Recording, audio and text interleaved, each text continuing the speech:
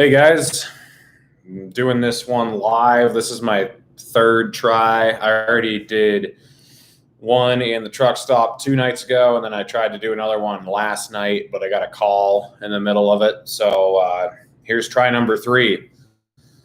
I guess this time I will lay out what it is I believe first, and then how I got to these conclusions. So, my YouTube channel is 2 labels: naturalist, capitalist.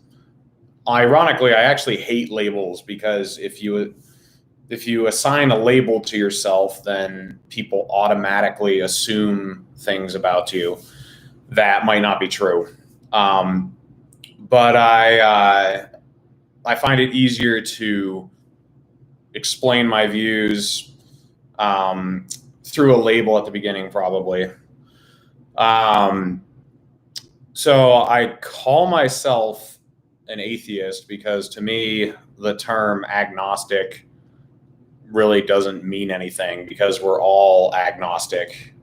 None of us know what happens when we die, and none of us can pretend to know. So to label myself as an agnostic, I think would kind of be repetitive or pointless, because that would just mean that I have no idea. I don't really care. So I don't really use that term. I use the term atheist because I don't believe in God.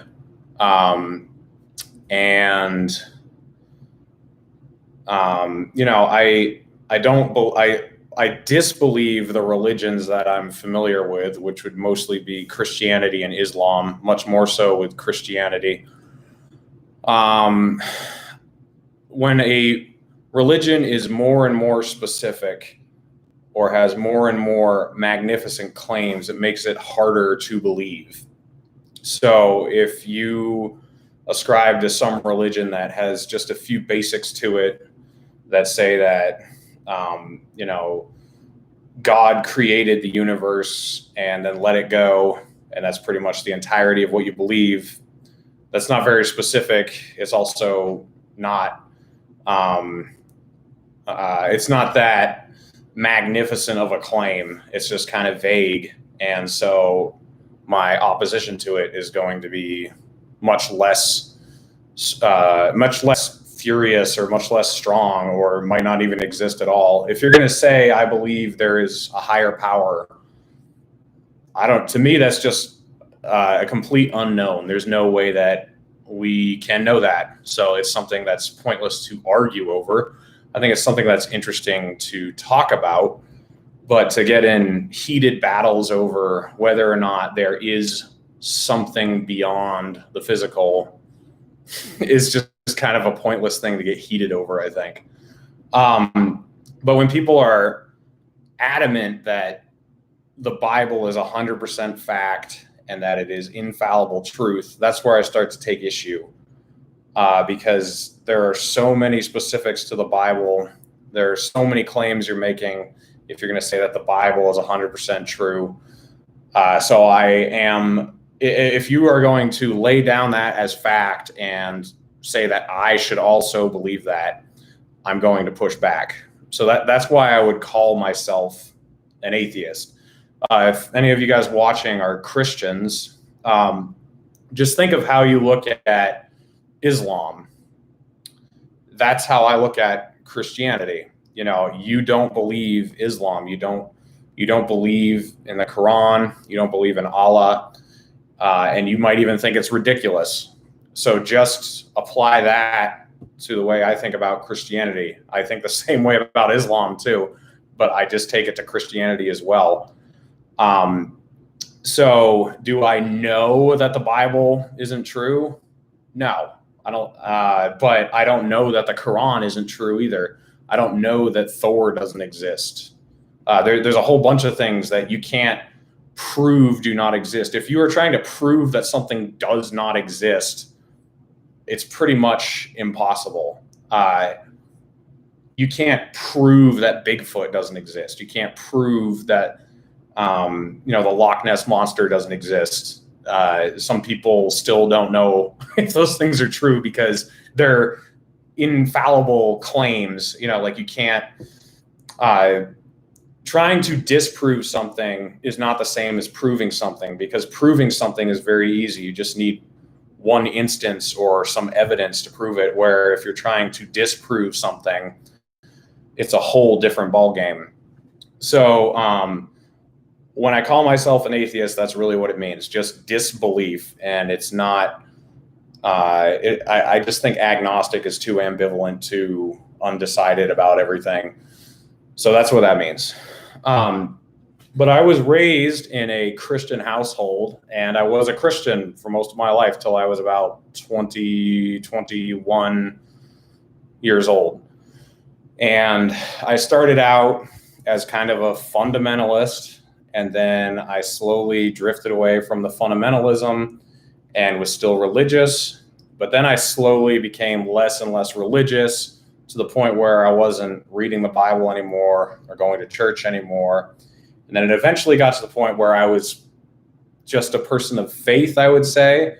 And my faith became more and more vague until finally I came to the realization that I was just a non-believer. So I'll go into some specifics. As I said, I was raised in a very conservative Christian household. Around the time I was in middle school to early high school was when I decided I needed to start taking it sort of seriously.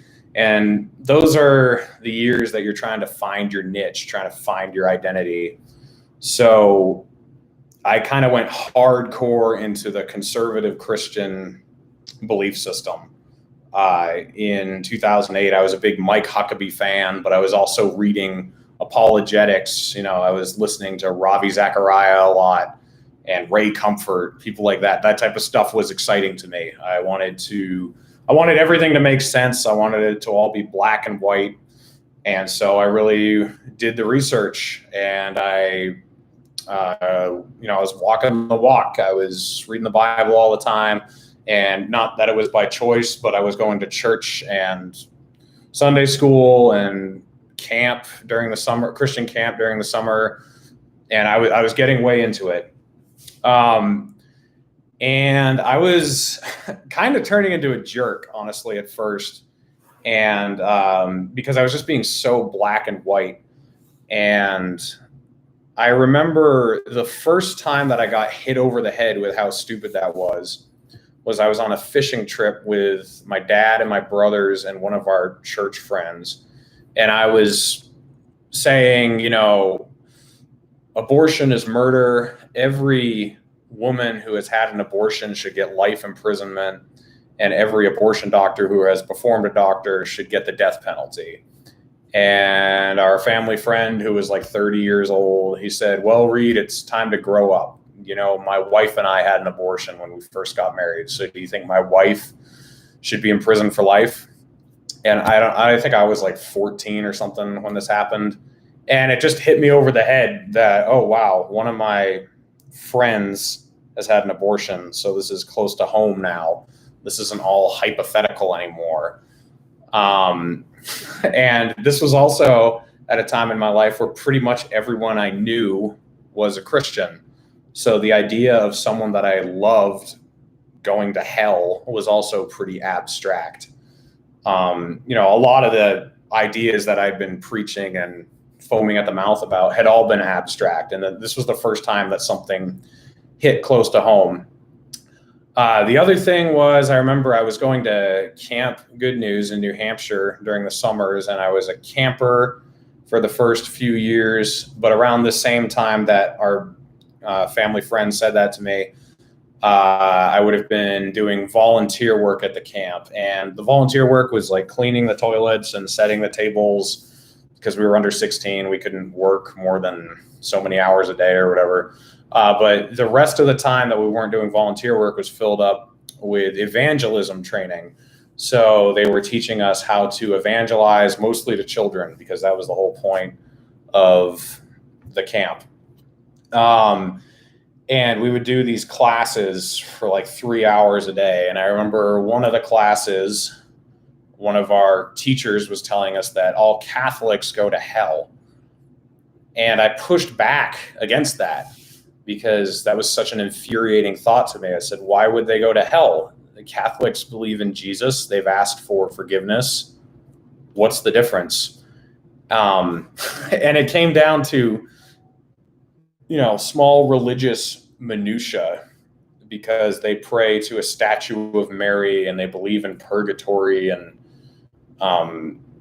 they just have these little small differences. But apparently that was enough to send them to burn in hell for eternity, whereas we had the correct information and we were headed for glory forever. To me, that was just very strange and arrogant to think that. So I pushed back, and the counselors and teachers, they actually got kind of angry at me for pushing back. And they said that it was the devil, the devil tempting me with those questions. I just had honest questions because that concept made no sense to me, but they were saying, nope, this is the devil. We will pray for more understanding for you. You need to avoid temptation. So thinking was temptation, apparently. But they also had a formula for leading kids to the Lord, and we would practice on each other. We had the wordless book. I don't know if you guys are familiar with that, but that's the black page represents sin. The red page is Jesus's blood. The white page is where our sins are washed away. Then the then the green page is we grow in the Word and in His Spirit. And then gold is, we get to heaven and walk on streets of gold. That was the wordless book. You'd kind of tell the story of Jesus. And then you would ask them a series of questions, and then you'd get them to admit that they were sinners, and then you'd lead them in the sinner's prayer. And as long as they were sorry for these certain things and they asked these certain individuals for forgiveness, they were good to go. And I just thought that was really weird, that the way you avoid eternal damnation is through a process like that. So the intense dogmatic structure of Christianity was falling apart for me early on in high school, late in middle school, because it just was obviously a human construct. I figured if there were really a God, he's not limited by those particular rules, that he probably sees a bigger picture than we do. Later on in high school, my mom got way into the Pentecostal side of Christianity, which is, if you guys don't know what that is, that's the like speaking in tongues and having visions of the future. It's basically the idea that the Holy Spirit is in us today, and we can do acts of greatness and miracles in Jesus' name now. It's not after he comes back or while he was still here. It's here and now. That's the idea. So we went to some weird conferences, and some weird people came to our church, and they were, speaking in tongues and praying over people, and people were falling over and people were laughing uncontrollably. It was weird, and I didn't like it. And then we went to this conference down in New York City, and this guy had hundreds of people in this hotel, I think it was, but in this big room. And he'd get everyone hyped up on worship music for about 3 hours. And then before he'd start preaching, he'd get up on the stage and he would sell his merchandise. And he would tell us that he had prayed over it. He had t-shirts, and he'd say, I prayed over these shirts. If you buy them and you put them on, the Spirit of the Lord will be upon you as you go out in public. And this just screamed bullshit at me. I was like, I don't want anything to do with this. This is obviously a scheme for profiteering. That's all this guy's doing. And I think that is what a lot of these guys do. Like a lot of the mega church people, it's all for profiteering. I don't think they even necessarily really believe in what they're preaching. But we also had this thing that we did within our church. We had this boys meeting where all the moms would meet with their sons at this one house. And I remember they tried to get us to have visions of each other, like have prophecies over each other. They had us like sit in groups of 4 and try to come up with something. So of course we all just made something up so that we could get it over with. And I don't know, there was just a lot of that weird type of stuff going on that I didn't want anything to do with. So then toward the end of my high school years, our church actually started a Sunday school group for different age groups. And my age group was mostly like sophomore, juniors, and seniors in high school. And we were all guys. And there were 3 men in the church running the Sunday school group. And that was a really positive experience because the questioning wasn't met with indignation or with arrogant answers like, oh, I'll just pray that you have understanding. You know, the questions were discussed and we weren't demonized for having them. And it was good. And that went on for, I don't know, a year or so, or maybe 2. And then one of the guys who was running that group ended up committing suicide right after I graduated high school. And he had been talking during the Sunday school group about how much he loved us and how much Jesus had changed his life and how he was a different person now. And then he shot himself. So that was confusing to me. So by the time I got out of high school and after he shot himself and the church fell apart, I moved out of the house and I was living about 70 miles from where my parents did. And I just shelved religion. I didn't go to church, didn't read the Bible. And I honestly didn't even think about it much. If someone were to ask me if I were a religious person, I'd say I'm a Christian, and I'd pretty much leave it at that. So for about 2 years, I just didn't think about it at all. But the company I was working at had a lot of Christian employees, and one of them confronted me and he said, hey, I know you're working with Scott, and Scott is not a Christian. You should be witnessing to him. And I said, yeah, okay. I don't think the same way that I used to. You know, I've become much less of a religious person. I don't really think I need to witness to Scott. And the guy said, no, you do. You know, he's a great guy, but we all deserve judgment. And I said, all right, well, I've got to go and work, but if you want to actually have a conversation about this, I'd love to sit down with you at dinner or something. And he said, yeah, let's do it. So we did. So we went out to dinner. And I just laid out everything I was thinking at that time. And at that time, I was only a person of faith. I was not religious at all. And I also didn't think that the only way to salvation was through Jesus. I thought what mattered was the condition of your heart, because that's what Jesus seemed to care about when he was on earth. You know, the religious leaders hated him for trying to put boxes and lines and rules to the way Jesus operated. And so my argument was Jesus died for our sins. So if we're willing to love each other and take care of what we're given, it seems like that ought to be enough for salvation.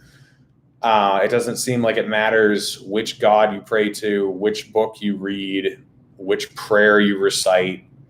It seems like if you're a good person, that's what should get you salvation. And this freaked him out, my coworker. He was like, dude, you are headed for hell. And I said, well, I believe in Jesus. I believe he died for our sins, and I've asked for forgiveness. I just don't think that everyone needs to go through that venue. So because of that, I'm going to hell. And he said, oh, yeah. You know, if you don't believe every word of the Bible, and if you don't think Jesus is the only way, you're done. And I did not believe every word of the Bible at this point. You know, I thought that there were a lot of metaphors in the Old Testament. I didn't take the story of Noah's Ark literally. I didn't think the Tower of Babel was an actual historical event that took place. So all this stuff was apparently excluding me from entering the gates of glory one day. And my friend said, you should really get back into the Word again. You need to start praying, and you need to keep an open mind. I said, you might be right. I'll do that. I'll start reading the Bible again, and then I'll start praying again. So this was the winter of 2014. The following year, 2015, I moved out west for a few years. And that really started expanding my horizons even more, because I had preconceived ideas about all these places.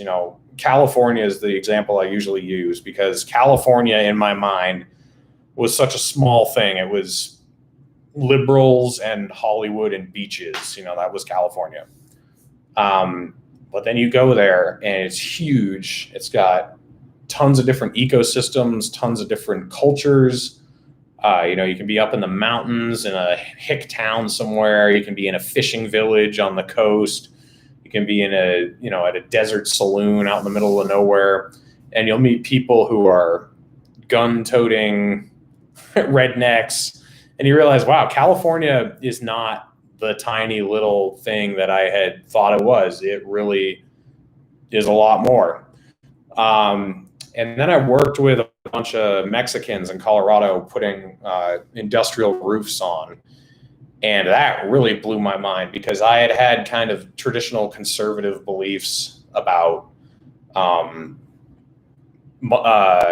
Mexicans, and then working with them and talking with them and hearing their stories and seeing that, we weren't working for a penny a day. We were working for $15 an hour doing decent work. It was hard, but it was decent. And the company couldn't get any American English-speaking white guys to come work. They'd show up and they'd last 2 days. And they would rather have the English-speaking white American guy, because it's easier if everyone speaks the same language. But, the Mexican guys were the only ones who would show up on time, who would work hard, who wouldn't quit after 1 week, and would have their tools. And the whole concept of what it meant to be illegal was kind of exploded in my mind, because illegal in my mind before just meant you weren't an American citizen. But then I learned about work permits and visas and all these other stipulations that went into immigrants working here, realizing that some of these guys had illegally crossed the border 30 years ago, and now they have families that go to a public school who are American citizens, and they've been holding a jobs for 25 years. If you'd asked me like a year earlier what we should do with that guy, I would have said deport him, because I wouldn't have known any of those, any of those specifics about his life. I would have just heard he's illegal, not a citizen, get rid of him. And then you realize how inhumane and barbaric that position is once you realize what these people are going through. So what that essentially taught me is that you need to understand something before you make a judgment, and your conclusions can be incorrect. And if one conclusion is incorrect, then that means another one's probably incorrect. So I kind of said, all right, hold up. I need to clean the slate and start over and figure out what it is I really believe here. And this was on a political and faith-based plane here. So I'll stick to the faith-based stuff, because I should probably do a whole other video just about conservatism. But I was wondering, why am I still clinging to this? I have been completely disenchanted with the dogmatic religious side of it, and that's fine. But why am I clinging to the core of it? Why do I still cling to the name of Jesus? Do I really believe in that? And so I thought about it for a while, for like 3 months. And I realized that I was just afraid to come to the conclusion that I didn't believe in Jesus, because throughout my entire life, through all the institutions I'd been to and all the reading I'd done, it was just hammered into my head. Never let go of Jesus. Once you let go of Jesus, you're done. That's how you end up in hell. And I finally got past that mental roadblock and stepped through that door and said, you know what? I really don't believe in Jesus. And I got to tell you, that was one of the most liberating moments of my life. And it's not because, I wasn't persecuted or anything by Christianity, but I did have that internal torment, and it was the elimination of it was just slowed down by fear of what happens if you end up at that place. And when I was finally there and realized that I really didn't believe in any of it, and that I didn't believe in hell, and that I didn't believe in heaven, didn't believe in Jesus, it was freeing. I mean, it was like finding salvation. It was like other people feel when they come to Jesus. That's just how it felt. And I initially took a weird swing to the anti-religious, because it's kind of like when you see a new Christian who is so excited about the transformation he or she has gone through that they want to share it with everybody. I was kind of in that stage. I wanted to share my message of deliverance, or whatever you want to call it, with as many people as I could, because it made me feel so relieved, and a weight was just lifted off my shoulders. But then I realized after a few months that I was turning this into my own religion, and that I would ultimately end up in the same spot. And so that ended pretty quickly. I had been listening to Richard Dawkins, Christopher Hitchens, Sam Harris, all these guys, figuring out what it is I could say, and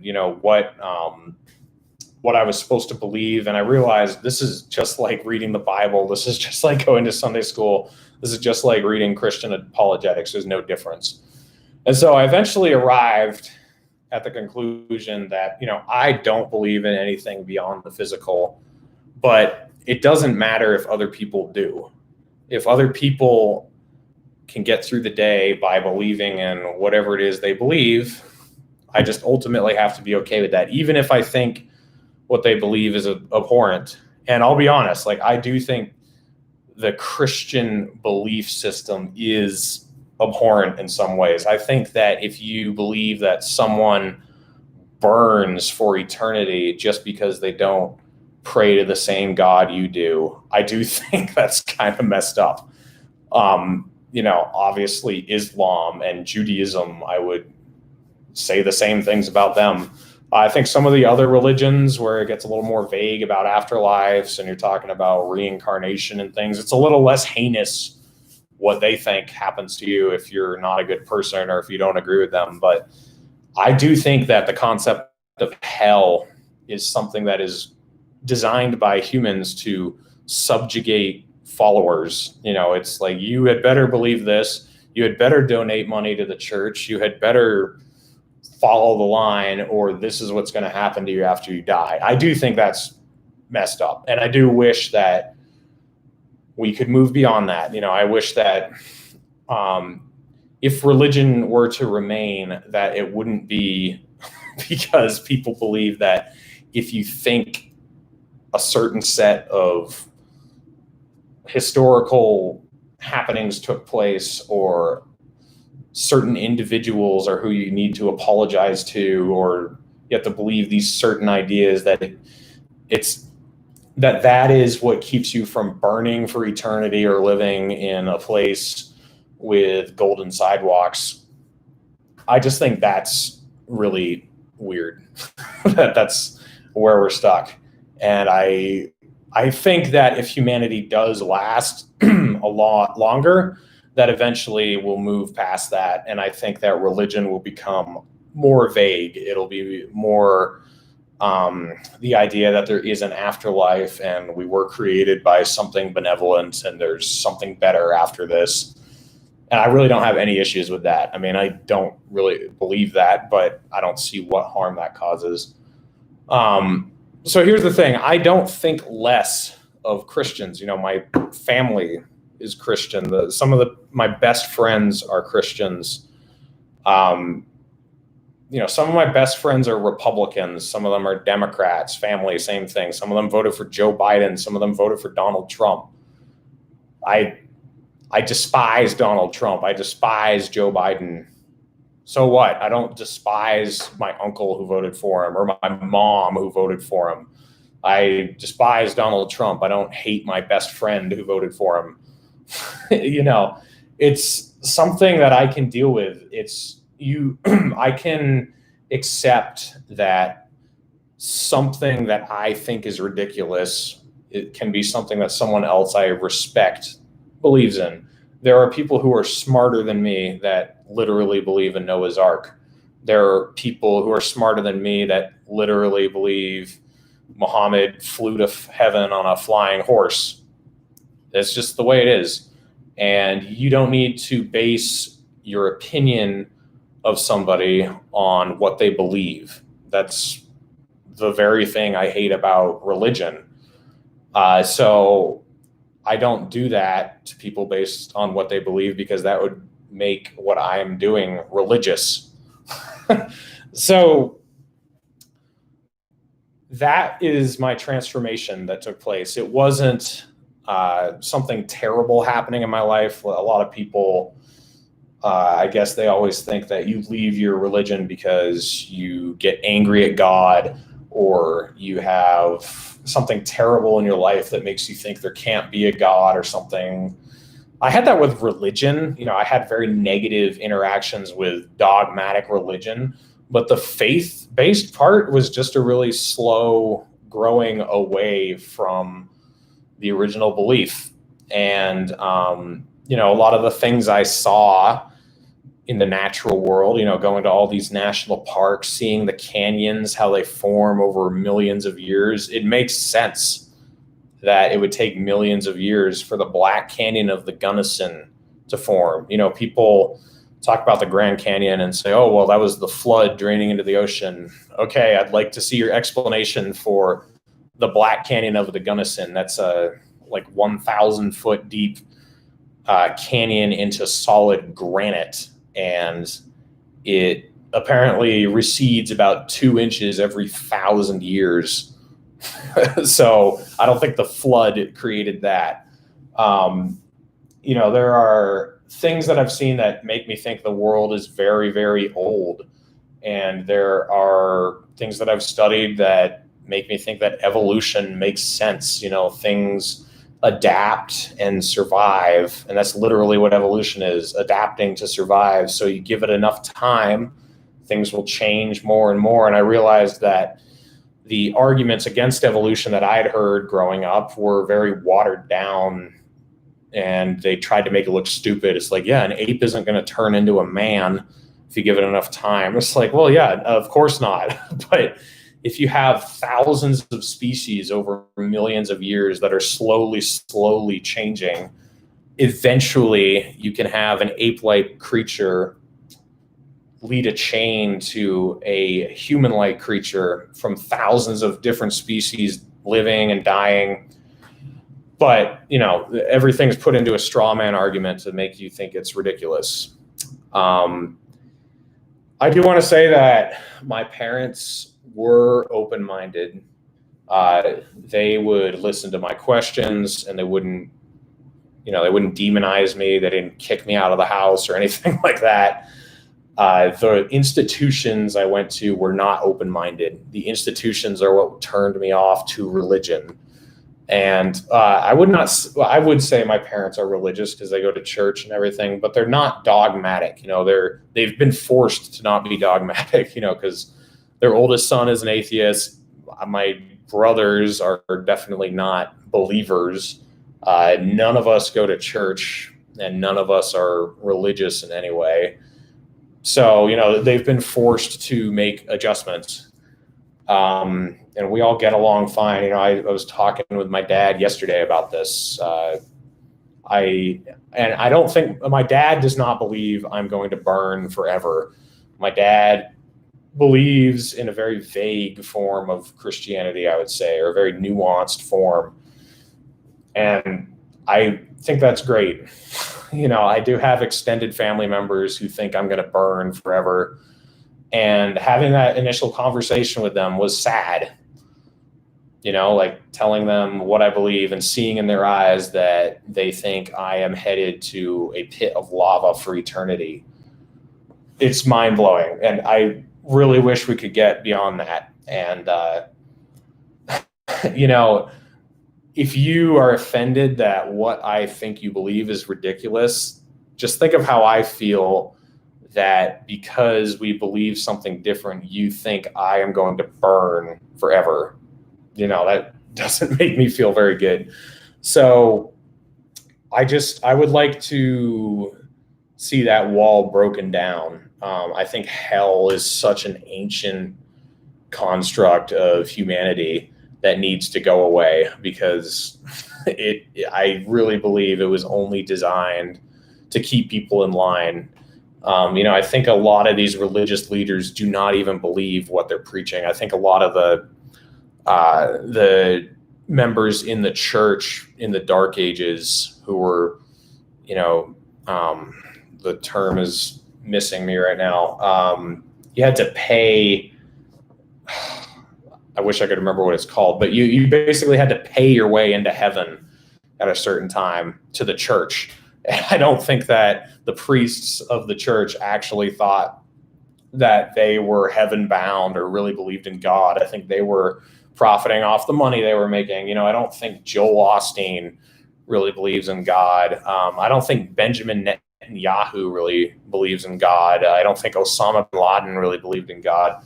I think the guys who flew the planes into the World Trade Center were believers, but I don't think Osama bin Laden was. I think that people like that exploit the beliefs of their followers to get them to do what they need them to do. So religion is very similar to politics because I do not think that Mitch McConnell believes in small government. I don't think he believes in family values. I don't think he believes in anything that the Republican platform espouses. And same with Nancy Pelosi. She doesn't believe in anything the Democratic platform espouses, but they can manipulate millions of voters into supporting them all the time, giving them money. I just look at religion a very similar way. I don't think that faith is inherently a bad thing. I think organized religion is one of the worst things that's ever existed. I think the mix of government and organized religion has led to many, many, many deaths. And I basically look at organized religion as a government. It's the same idea. So any of you who watched all the way through this, I hope that cleared things up. We'll have this video uploaded. It'll stay on my channel. Leave comments on what you think. Are you guys religious? Are you not religious? Do you think about it much? Do you think that religion is good? Do you think it's bad? Do you have a journey that you've been on similar to mine? Just let me know in the comments. I am going to have the Libertarian on tomorrow now. He was supposed to come on tonight, but there was a schedule change, and we're going to talk about this a little bit. And I would love to have anyone on who wants to talk about this. This is a touchy subject. It goes deeper than politics does. Politics is more surface level. This is intrinsic stuff. So I understand that it hits closer to home and is a little bit more dicey, but anyone who would like to come on and talk about it, I'd love to hear your thoughts. But I am going to end the video. Thanks for watching. Like and subscribe. I actually lost subscribers after I said that I'm not a Christian. So I'm not going to tailor my message to get more subscribers, but if you're watching and you want to hear more, I'd love for you to hit that subscribe button. But I will catch you guys on the next video. Thank you for watching.